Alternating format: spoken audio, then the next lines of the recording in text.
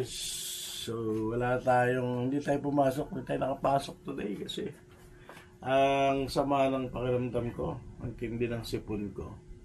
So nakikisip na lang tayo ng pag ganito kasing may sipon ako, gusto kong kumain ng sabaw na manghang, pero sabaw na manghang is yung kakaiba. So although madalas ko lang niluluto ito at niluto ko na rin ito sa birthday ko dati, magluluto ulit tayo ng tom yum soup na with a twist. Hindi ko alam sa Thailand, tom yum goong or whatever, basta shrimp. Ang primary ingredients natin ay ito, hipon, then haluan natin ng squid balls, then ito yung with a twist, yan sibuyas, bawang, kamatis, luya, celery, cilantro, saka spring onion. Basta halo-halong dahon. Okay? So yan ang natin.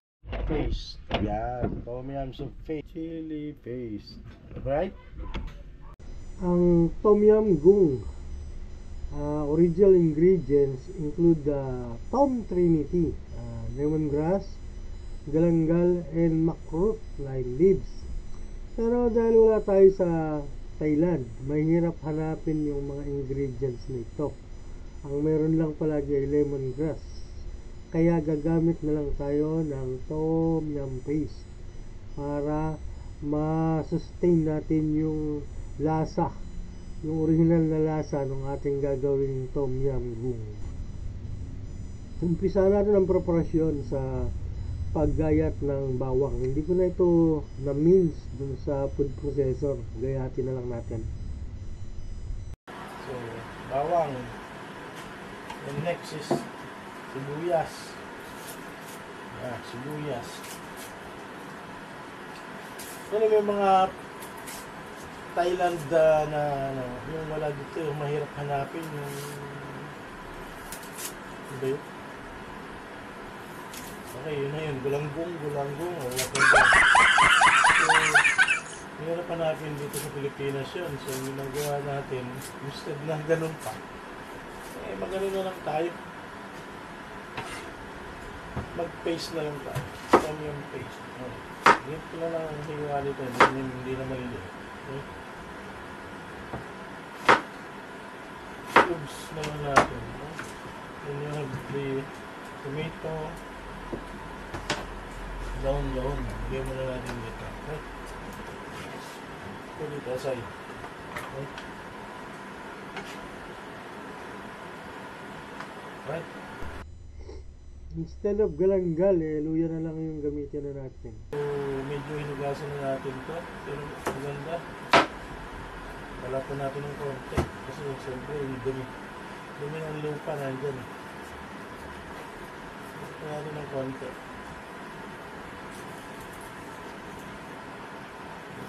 Mahihirap linisin na part hinugasan na ito right, so yun na yan. So luya, iba tayo ng luya, right, iba ng luya, yan, set aside. Ganito muna. Mamaya yung mga dahon-dahon. So, tomato.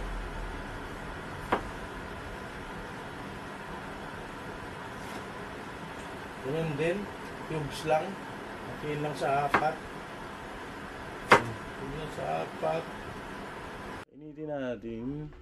And then, pinagbalat na ng hipon. Yan. Para gawin natin sabaw para lumasa. Alright, so hintayin natin kumulo. Ba natin, habang hintayin natin siyang kumulo, magpiprituhin natin yung para masarap yung squid ball. Pirtuhin natin ng konti, saka natin ihalo. Kumain na natin itong Iiwa tayo ng squid balls kasi kailangan natin Mas okay to kung piniprito ng konti kasi para medyo luto. Baka hindi maluto eh. Yakin natin sa gitna. Makinihintay natin kumulo yung ating sabaw. At the same time, nihintay natin. Oh. Right? Hindi maalis-alis. Okay, set aside. Squid ball. So, okay na tayo sa squid ball. Tayo na natin. Then, ito na. Hanguin na natin si pinagpakuluan ng yung mulong-gulo, oh. Pinagpakuluan ng shrimp na ulo. Ang galing na natin. Right? Galing na natin. Kasi napakatas na natin yan. Nandun yung katas yan eh. Nalasa na yan. Okay?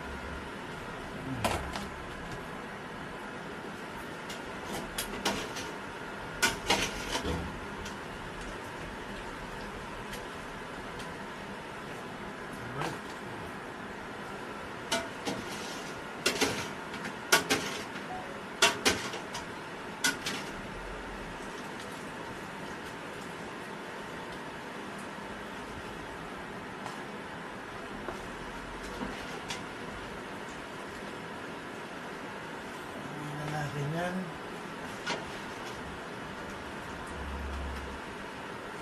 Napakatas na siya.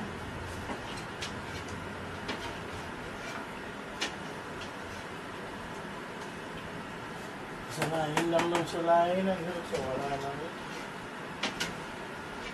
Right.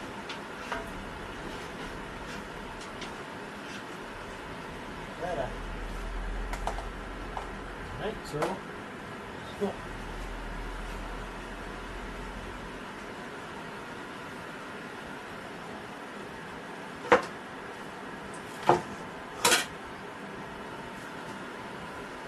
Hindi na natin gigisahin. Didiretsoyin na natin.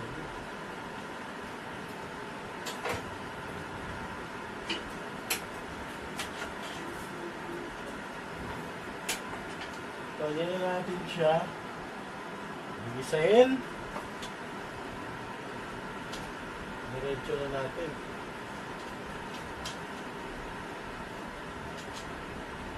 So,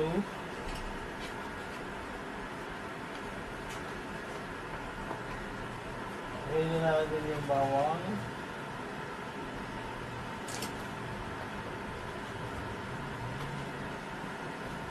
Lagyan natin yung onion. And garlic, ginger. Okay, ginger. Lagyan natin ng konting stem. Lagyan natin ng konting stem ng celery.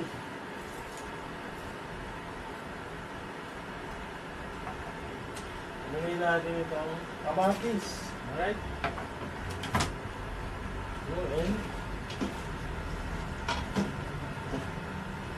And lagyan natin yung ating tom yum soup paste.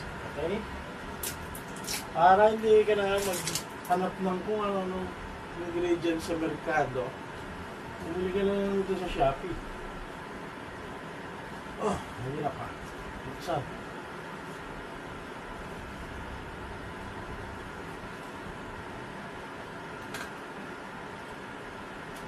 Buksan. May vacuum seal. May ganito ng vacuum seal.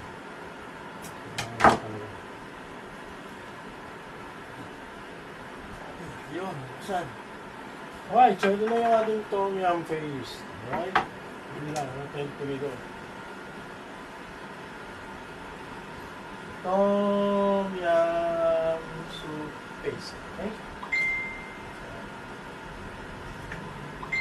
Hindi natin mga kalahati nito. Marami-rami rin mga nila.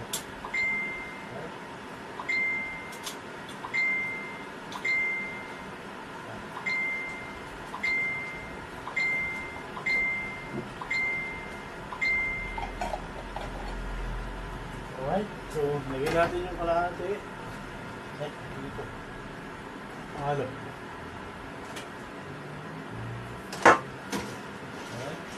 Tom yum paste. At the same time, chili sauce. Right? Yan natin ang chili sauce. Chili sauce. Yan. Medyo may konting kagat. Pag hindi pa rin yung mga lagyan nyo na chili powder. Right? So, ayan na. Ayan, ito yung ating mushroom. Yung mushroom natin, yung cut-cut na. So, kailangan natin yan yung mushroom. Yung water. Yung water muna natin yung mushroom. Hingilin natin yung sabaw ng mushroom.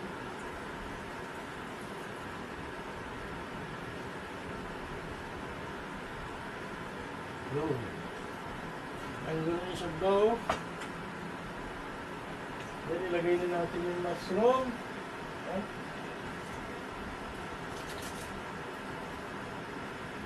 Ilagay na natin yung mushroom. Then, ilagay na natin itong squid ball. Right.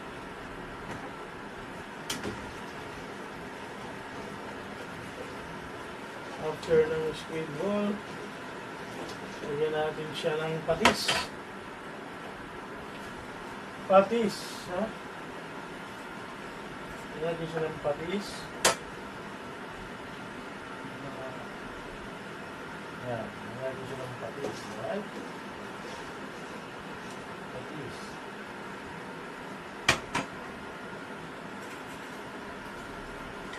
Pakuloyin lang muna natin yan para lumasa. Then saka natin ilagay yung ating shrimp. Kasi yun, hindi tagal yung shrimp. Pakuloyin natin ito para lumasa. Tignan natin yung lasa. Mamaya, tignan natin. Yung iba, nilalagyan pa ito ng konting asukal. Katamis. Pagkaka ng mga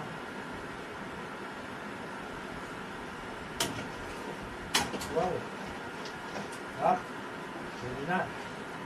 Napulang pa sa anghang. Pero nangangagat na. So, lagyan natin siya ng chili powder para makompleto yung anghang. Chili powder. Lagyan natin para makompleto yung yan. Isa lang. Para complementary yung anghang. Talagang nasaan mo yung anghang.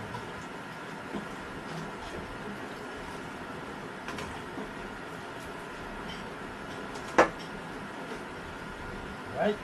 Para ma-complement din. Lagyan lang natin ng konting asukal. So, ginagamit ko asukal na pula. Lagyan na konti lang. Paano lang. Asukal na pula. Tawag ko dito, brown sugar. Right? Nung bata kami, asukal na pula tawag ito. Hindi asukal na brown. Asukal na pula. Right? Yan. Gano'n lang. Antayin kumulo.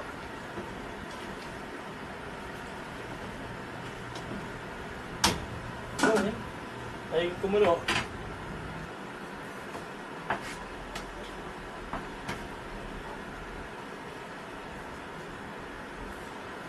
Habang pinapakulo, yun. Habang pinapakulo, lagyan natin siya ng kalamansi. Kalamansi.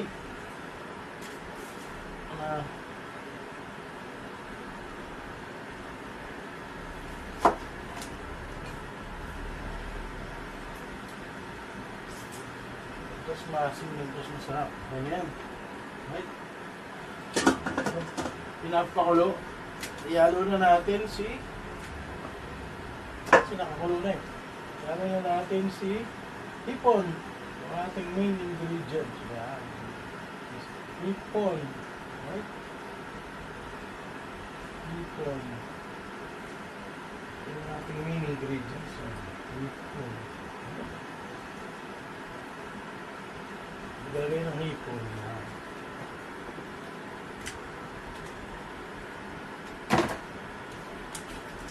Ito na natin ito. Ano lang natin yung pinaka magiging basurahan na din. Ang baka na ng basura. Okay. Ano na linis na dito. Makalipit na yan. Ito na natin yung mga extra ingredients. Ito na hindi na kailangan. Yan. Para malinis yung natin. Linisin muna natin ng konti ito para paghiwa natin ng dahon-dahon, eh, malinis. Ito na tayo, dahon-dahon na. Ang tawag daw nila dito is celery.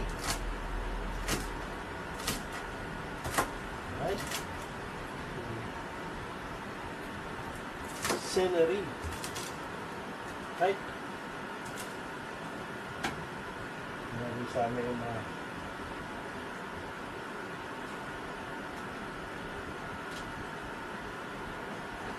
celery.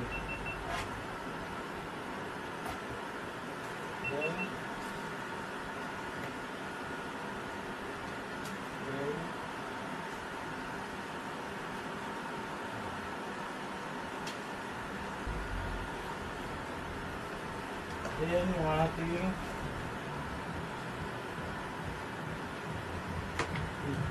pinchay cilantro.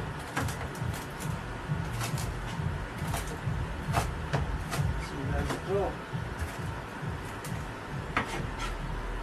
Yes. Ano na natin dyan? Kasi iba ginagamit lang itong garnishing. So, ano na natin para ano to? Pati spring onion. Onion. Anong pagkakaiba ng spring onion sa leeks? Hindi ko alam. Sa leeks daw yung malalaki. Maliliit spring onion. So, ito na. So, ayan. May dahon-dahon ka na. Dito kami sa dahon. Alright? So may dahon-dahon na. Haluin na lang. Yan, haluin na. Maya-maya. Okay, tikipin mo ulit. Tikman ulit natin.